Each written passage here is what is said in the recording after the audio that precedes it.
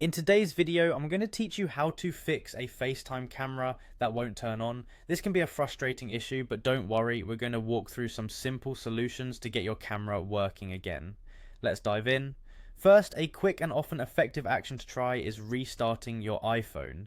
This might sound basic, but a reboot can clear out minor glitches in the system that might be affecting the camera. To do this, simply hold down the power button and swipe to turn off your iPhone. Once it's powered down, turn it back on and check if the FaceTime camera is operational. If a restart doesn't help, the next step is to close and then reopen the FaceTime application. You can do this by swiping up from the bottom of your screen or double pressing the home button if your device has one to bring up the app switcher. Find FaceTime and swipe it away to close it, then go ahead and open it again. This can refresh the app and resolve any temporary issues it might be facing. Another important aspect to check is the camera permissions on your device. Head over to Settings, then Privacy and Security, and finally Camera. Here, you need to make sure that FaceTime is allowed access.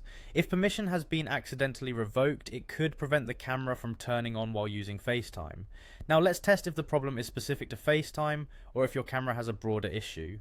Open the camera app or other apps that require camera functionality, like Instagram or Snapchat, to see if the camera works there. If these apps can access the camera without trouble, then the issue is likely confined to FaceTime settings or app-specific glitches. You might also want to try switching between the front and back camera while you're on a FaceTime call. There's a camera flip icon on the screen during a call. Tap on this and it may help to refresh the camera feed, allowing it to work normally again. Next, ensure your iPhone's software is up to date.